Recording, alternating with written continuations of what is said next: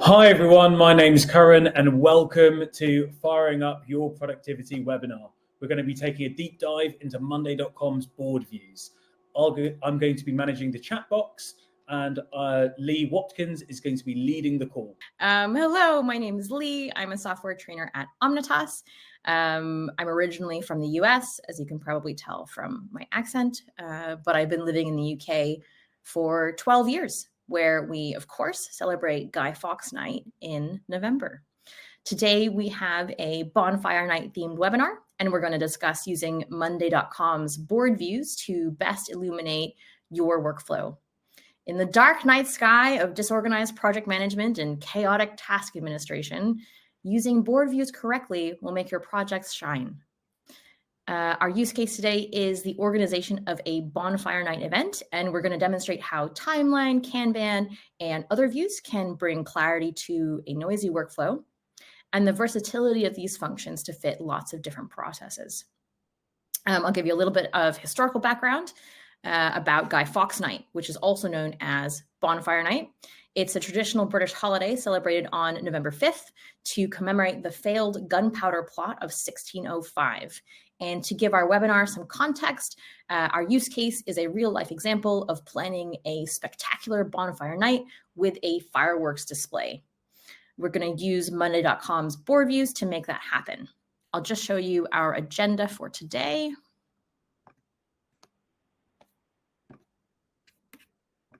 Okay, cool.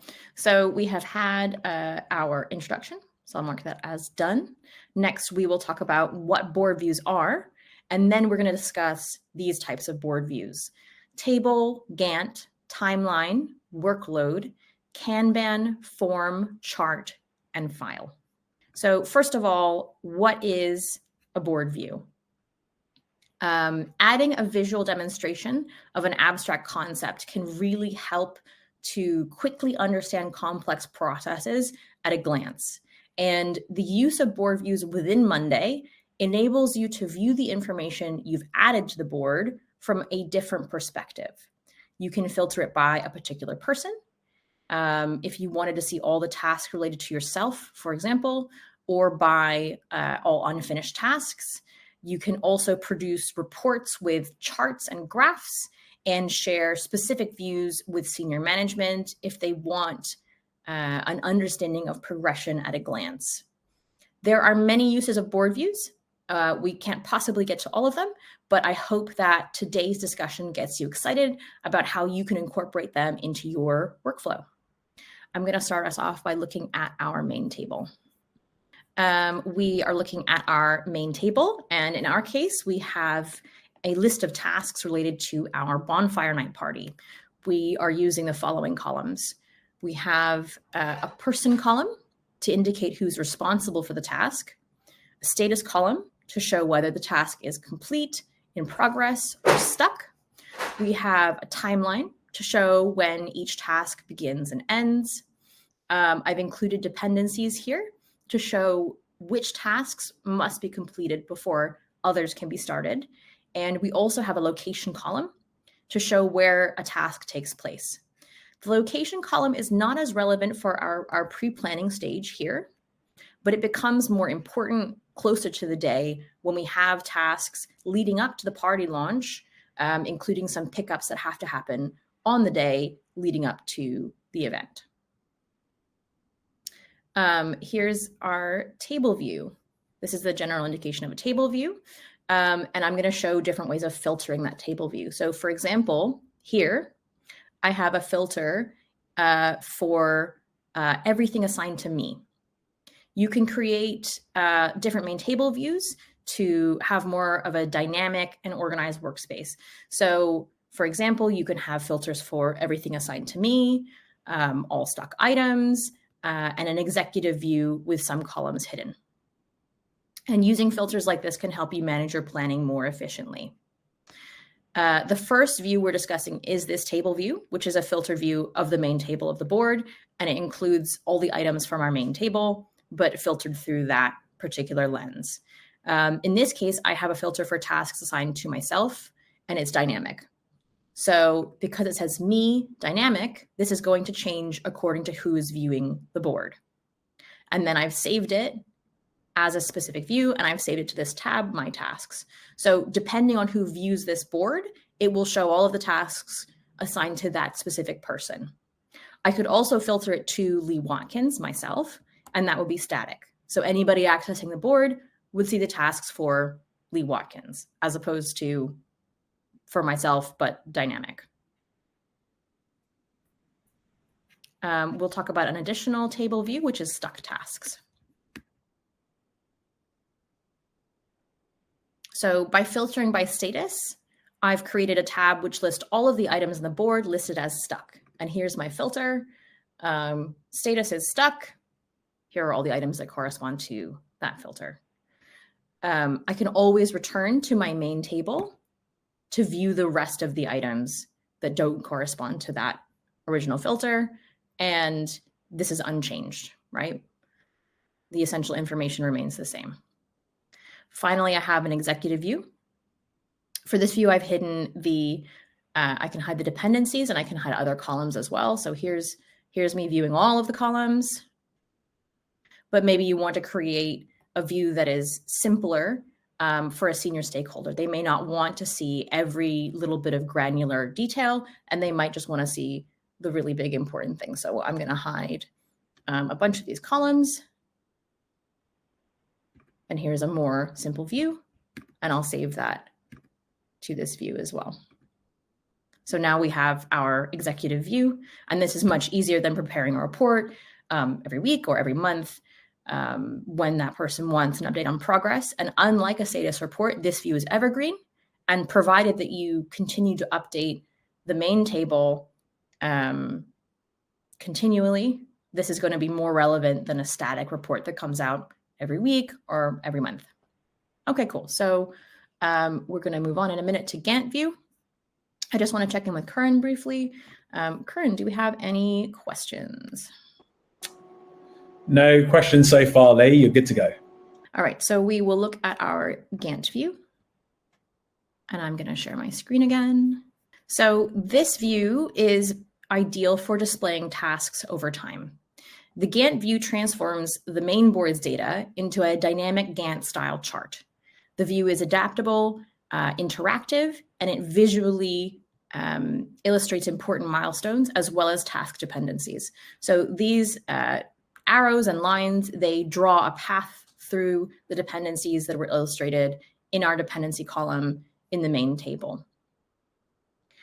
It's especially useful if you're working in waterfall method where you have sequential phases, each of which have to end before the next one begins.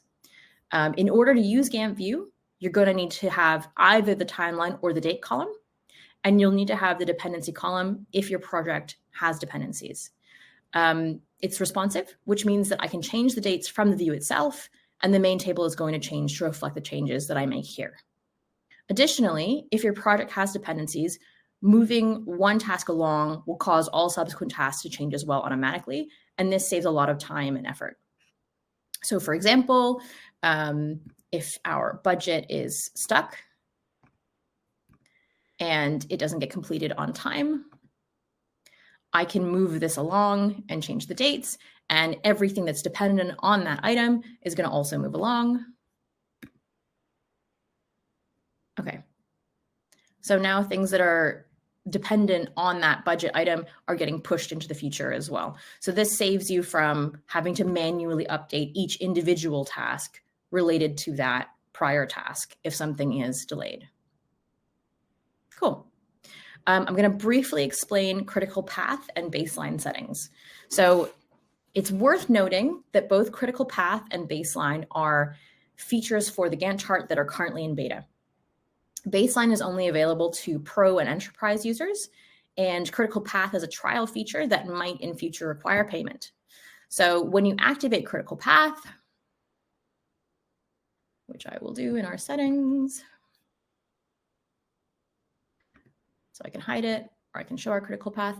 And essentially what it's going to do is it's going to show all of the items which are dependent on other items that have to happen for those subsequent tasks to occur. It'll highlight the project timeline in red, like here, to show the critical path. So the schedule of events that have to be completed on time for the overall project to finish on schedule. So if you have tasks that maybe are not critical, they're not related to other things are not dependent on them, they're going to be hidden in the critical path view since they're not necessary to reach your ultimate goal. I've also set up a baseline here.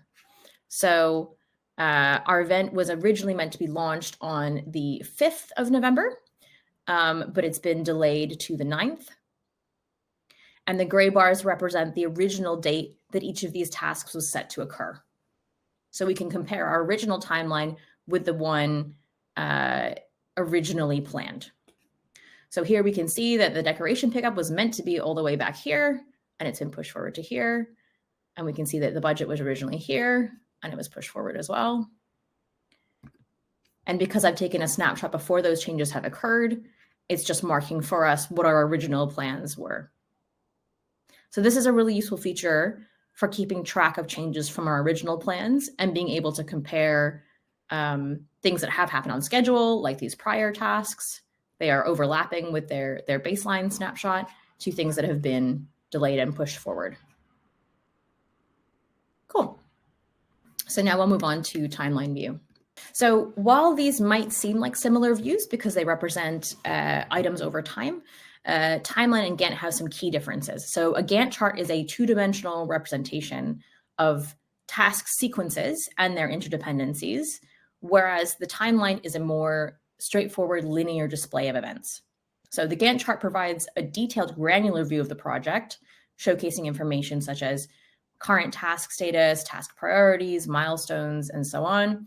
Gantt is for a more granular view of individual tasks, while timeline is for more of a bird's eye view or a high-level overview. So in this case, for timeline, you can use one of the following columns. You'll need one of the following columns: timeline, date, or week. And then we can view each of these actions based on what time they're going to occur. We can customize the timeline view in a number of ways. And in our case, I've sorted the tasks by the person responsible, and I've colored the items by their progress. So based on this view, I know who will be working on what task, when, in a handy visual way. You could also, you could do this differently if you wanted to. You don't have to group it by person. You could do it by group, for example, here, each of the stages. And you could also color this differently. So instead of coloring by status, if you wanted to look at it in a different way, you could color it by person. So now it's organized by group, and we know that pink is Robbie, yellow is Thomas, and so on. So this is very changeable depending on how it is that you want to use it. And I'm going to go back to changing things to status and grouping it by person. Cool. Just a quick one there, Lee. We just received another question, which was around, can you assign tasks to actual teams or groups of people? Yes, absolutely. You can create teams, which are groups of people, and you can assign tasks to them, and it will represent in the same way here, except that instead of writing Lee Watkins, it'll be HR team, for example, or communications team. Awesome. Yes. Thanks very much, Lee. Thanks. Cool. So this is a nice segue into our workload widget. Cool. This view helps to optimize your resource management. And there are many scenarios where this tool can be helpful. I'm going to just minimize to collapse each of these items. Cool. So this is the simplest for, oh, hang on. There we go. Now you're minimized. Okay. So there are many scenarios in which you might want to use this tool. For example, you might want to distribute tasks among different individuals or teams, as we previously mentioned, without exceeding the capacity of each person or each team. Or you might be doing resource allocation and trying to stay within predefined limits, such as restaurant table seating or managing employee time capacity. In order to use this tool, you're going to need to use the following columns. You'll need to have a people column, a date or a timeline, and a number or a formula column if you want to indicate effort for each task. So this is relevant if some tasks are longer than others, or if there's a different amount of work needed. So for example, I've given everyone a max capacity of 5 tasks. And we can see here that some people are closer or further away from being overloaded. If someone does become overloaded, I can show you what that looks like. So let's change this from Robbie to Thomas. So Thomas is at capacity. That's what the check mark means. And then if I wanted to make him overloaded, I could push one of these items further into the future. Hang on. I'm just trying to drag this over so that it becomes red. There we go, red. Okay, so this means that he has been assigned too many tasks for that time period. And this is really useful for knowing at a glance who is overburdened, who is not being utilized as much, and who is, has less work. So I'll redistribute this so that it's better balanced. Cool. And now nobody is overburdened. Just another question there, Lee. Can, let's say the admin, for instance, can that person be notified when someone's at capacity within their team? So unfortunately, no. You would have to visually check to see if someone is overburdened. We can't set up an automatic notification to say this is exceeding their limit. Okay, perfect. Thank you very much. No problem. I can see that we've just received another question as well. Okay. How does it split the time if more than one person works on a task? Okay, good question. Essentially, you can tell it how to split that time. So you can go into effort and capacity. You can change the settings depending on if one person has more capacity than another. You can give one person 40 hours a week and another person 20 hours a week. You can also ask it to divide the effort, let's say 50-50. You can alter how that works. So the question to how does it split the time? It splits the time in the way that you designate it to. Awesome. Thank you very much, Lee. No problem. I've just remembered I need to go back and illustrate something with Gantt. So we spoke about Gantt briefly. We talked about baseline. So here's our baseline snapshot of when the event tasks were meant to be completed. And then here's the actual. And I just want to make a comment that when you do that, it will automatically create a baseline column for you. And it will also create a formula column, which shows you the difference in days between the originally planned completion date and the actual completion date. So just a small note to wrap up our Gantt view. I'm going to move on to Kanban. Cool. So here is our Kanban view, and the Kanban view organizes items by status. It generates cards. So each card represents an item, and it'll put it into streams so the labels are generated from status columns. And this is a visual representation of sorting items by their status into different piles and comparing items of one type versus another. So for example, you could compare finished versus unfinished tasks, which is what I've done here. So we are representing working on it, tasks, stuck, and done. You could also toggle this to be represented differently. So let's say you wanted this one over here. Okay, cool. And you can also change how much information you give to each card. So for example, maybe you want to know if there's a time difference between the originally planned completion and the actual completion. So I've added that bit of information to each card now. Or maybe you want to make it simpler and you don't need to know the location, or you don't need to know that time difference. You can make it less complex. So Kanban is visually very similar to card view. They both represent items as cards, but card view does not use status columns, which is what Kanban is doing here. All right, so we're going to move on to our map view. And as we move on to the tasks that are closer to our event, our map view comes into play. We need to make a series of pickups leading up to the event, and it's relevant to us now to know the location of each of those pickups. The map view lets you see your project on a map. hence the name. So it's really good for projects and tasks related to specific places. I'm going to just zoom out here. So we have little purple dots for different activities that need to happen. We have a firework pickup here in Chingford. We have a decorations pickup here in Stratford, and so on. The map view shows you where each task is, and it makes it simple to assign tasks via location and to understand how proximity affects your projects. So the map view is generated either from a location column, which is the column that I've used, or from a country column. And in our case, because we have a series of pickups to make before the event launches at Westminster Pier, I'm going to start with Westminster Pier and then work my way backwards to figure out, essentially from back to front, how we should complete our tasks so that we end close to the event. We're going to imagine we're renting a car for this purpose, or a van, and we want to minimize the overall distance and time spent driving the car.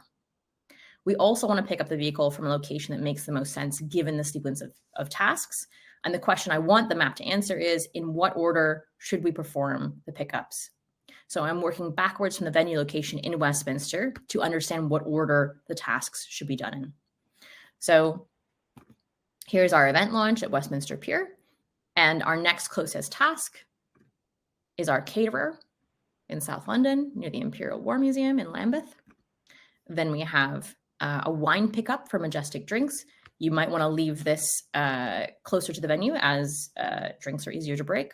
Hopefully they're adequately stored to avoid breaking glass. Then we have our decorations pickup here in Stratford. And finally, we have our fireworks pickup up in Chingford. So it makes the most sense to pick up our vehicle from Chingford, then make the fireworks pickup, then the decorations, then the drinks. So just for clarification there, Lee, Yeah. So is there a way to actually map out and actually show what that route plan would actually look like directly in the map view, as that's one of the questions that we've received? Okay, I'm not sure that's possible. And in any case, I would recommend doing that in like a journey planning tool rather than in this map view. So I would recommend doing this in, let's say, Google Maps rather than in this tool. Okay, great. Thanks very much, Lee. No problem. I'm not sure it's possible to map it in a way that makes sense. By the way, I did check journey time for all of these stops, and theoretically, with no traffic and no delays, it would take you 1 hour and 20 minutes. Realistically, of course, I would give at least a whole day to complete this, and potentially even complete pickups the week before or a few days before. For the purpose of the webinar, I'm planning all the pickups for 1 day. This is not a super realistic plan. It's more that the purpose of the webinar is to talk about board views. London is not a no traffic zone, so that's probably not a good idea. But in any case, the map view enables us to plan with location in mind, and it's easier than looking at a series of addresses in text form, because if you're looking at a series of addresses, that's not going to immediately tell you what is close to another thing. We've just received another question as well. So once the pickups have been completed, does it change the color of the pin at all? The way it's set up now, no. I guess I could theoretically have a setting where these pins change, but no, because this is sorted by group. So these are all purple because the items that need to be completed on the day of the launch are part of a group, and that group is purple. We have one more location here that's pink, and that's because it's in the post-event list of tasks. But I could also change it so that when I say this task is done, then it gets moved into a different group, and then it would be colored differently. I could set it up like that. I haven't done that right now. Awesome. Thank you very much, Lee. So yeah, just to answer your question there, George, absolutely. Of course, once you mark something as completed, it can move into another group, and therefore the pin changes color. Cool. Okay, great. So now we're going to transition to viewing our post-event feedback. So I'm going to go to our feedback form. I have created a table here to collect feedback from our bonfire night attendees. So I'm going to start with our feedback form, which is here. And I probably want to view this as if I'm someone who is completing the form. So I'm going to click preview. Cool. All right. So Monday.com forms are really useful, and they make it easy to collect and integrate data into the platform. You can customize your own forms to gather info from clients, team members, other people, and they're really simple to share. You can share a link, you can embed the form, and so on. Using forms really helps you add data smoothly into your board. We're not focusing on the topic of forms today. That's not our topic. But if there's enough interest, then I'll do another webinar on work forms in the future. So since our main board is populated with real people, real historical people who were involved in the gunpowder plot of 1605, I'm going to submit a new form as Guy Fawkes.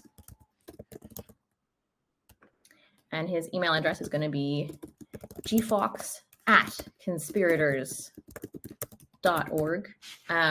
Probably he would not be as obvious about it if he was planning something nefarious in real life, but it's useful for us to keep track. He did not have a great time at the event because he got caught, but he did think the venue was very nice, so that's going to be reflected in his feedback. Would you be interested in hearing about would you be interested in hearing of more events with us? His answer is no, because he's going to get executed. So there's really no point in him subscribing to our newsletter. And then we're going to add a photo of him here, Guy Fawkes. Again, not a super realistic use case. I wouldn't normally ask event attendees to share photographs themselves, but it would make the authorities, it would be a lot easier for the authorities to catch the conspirators if they'd had photos and uploaded them to our board. So I'm going to submit this form here. Okay, cool. And then I'm going to return to our prior tab. So here's our prior tab, and here is our main table. Okay, cool. And now we have a new response, G Fawkes, and he is part of our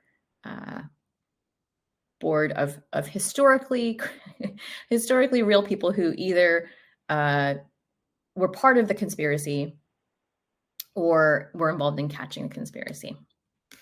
I'm going to move on to our chart view. So we're looking at the same information, but from a different perspective. The chart view can help you analyze the data in your workflow, and I'm using it to compare the feedback for different questions, for different feedback questions. You could also use it to assess team members' performance, track task completion speed, show changes over time, and explore lots of different possibilities for data analysis. It's very, very changeable. But in this case, I've just set up a neat little chart comparing how people felt about the location. So we had 2 people who didn't like it, 6 who thought it could be better, 7 who really liked it. We have a little pie chart to show who signed up for the newsletter and who did not. And we also have a handy little average rating out of 5 stars, how much people enjoyed the event overall. Cool. So I'm going to move on to our files gallery. And here is our files gallery showing all of the images within the platform. I apologize that Guy Fawkes image is not coming through. Perhaps it's a ploy to prevent the authorities from finding him. But in any case, we have drawings, paintings, illustrations of many of the other conspirators in the gunpowder plot. And this would have been really useful for law enforcement to find them if Monday had existed at the time. Users can organize and view files in a gallery-style format, which makes it easier to locate, preview, and access documents and images. And the benefits of the files view includes like a visual representation of the files. You can drag and drop things to upload them, and you can create you can centralize project-related files through this board.